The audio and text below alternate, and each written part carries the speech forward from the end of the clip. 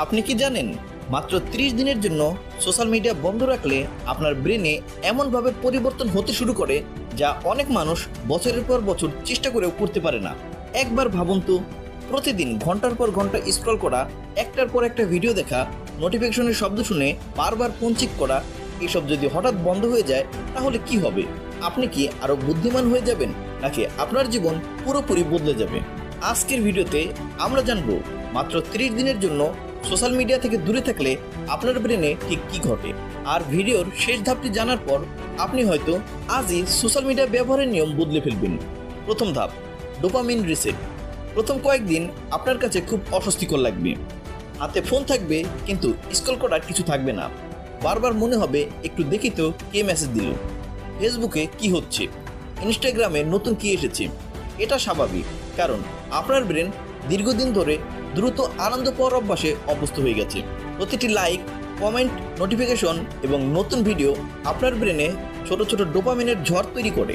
Dopamine হলো সেই রাসায়নিক যা আমাদের আনন্দ, উত্তেজনা এবং প্রত্যাশা অনুভব করায়।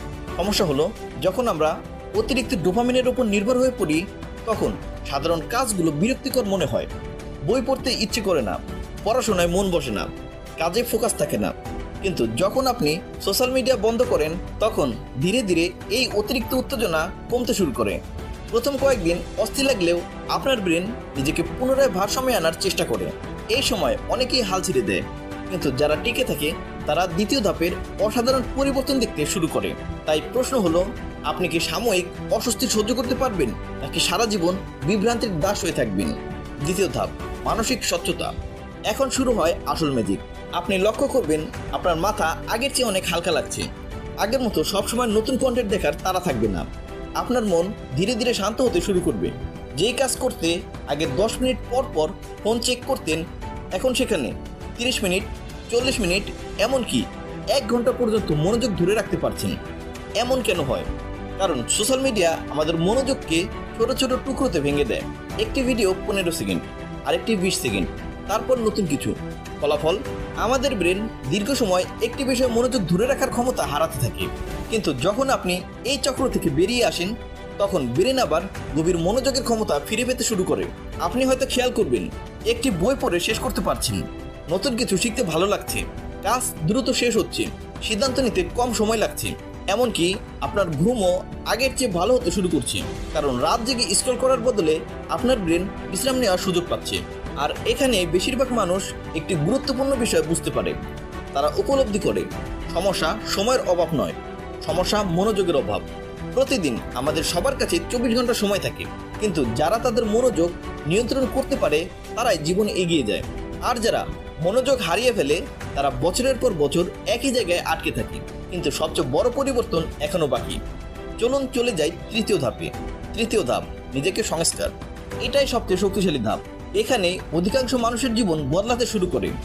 সোশ্যাল মিডিয়ায় আমরা প্রতিদিন শত শত মানুষের জীবন দেখি। কেউ নতুন গাড়ি কিনছে, কেউ বিদেশে ঘুরছে, কেউ ব্যবসায় সফল হচ্ছে।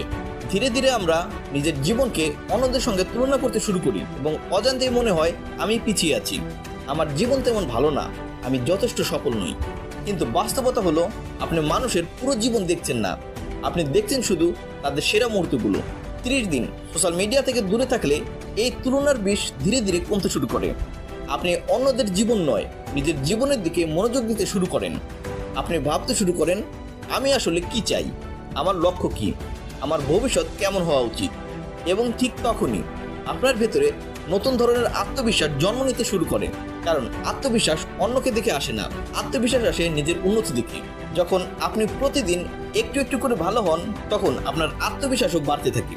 আপনি বুঝতে পারেন অন্যদের সাহায্য ছাড়াও সুখী থাকা যায়, নোটিফিকেশন ছাড়াও আনন্দ পাওয়া যায়, লাইক ছাড়াও নিজের মূল্য আছে।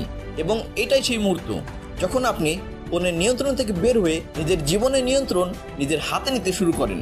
এখন আমি আপনাকে একটি প্রশ্ন করতে চাই, যদি মাত্র 30 দিন সোশ্যাল মিডিয়া কমিয়ে বা বন্ধ রেখে আপনি আরও বেশি ফোকাস হতে পারেন, আরও বেশি আত্মবিশ্বাসী হতে পারেন, তাহলে কেন আজ থেকেই সেই চ্যালেঞ্জ শুরু করবেন না? ভাবুন তো, 30 দিন পরের আপনি কি আজকের আপনার চেয়ে ভালো হতে পারেন? উত্তর যদি হ্যাঁ হয় তাহলে আজই একটি সিদ্ধান্ত নিন। শুধু 30 দিনের জন্য নিজেকে একটি সুযোগ দিন, কারণ অনেক সময় জীবনের সবচেয়ে বড় পরিবর্তন শুরু হয় একটি ছোট সিদ্ধান্ত থেকে।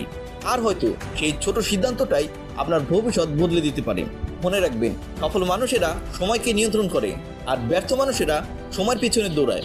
তাই আজ থেকে সিদ্ধান্ত নিন, ফোনের স্ক্রিন নয়, নিজের স্বপ্নকে বেশি সময় দিন, নোটিফিকেশন নয়, নিজের লক্ষ্যকে বেশি গুরুত্ব দিন, আর অন্যের জীবন দেখার বদলে নিজের জীবন গড়তে শুরু করুন।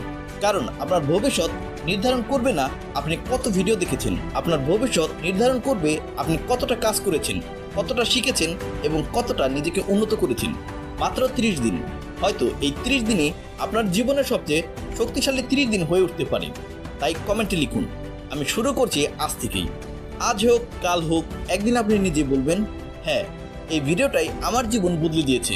ভিডিওটি ভালো লেগে থাকলে লাইক দিন, বন্ধুদের সাথে শেয়ার করুন এবং এমন আরও মোটিভেশনাল ভিডিও পেতে চ্যানেলটি সাবস্ক্রাইব করতে ভুলবেন না। ধন্যবাদ।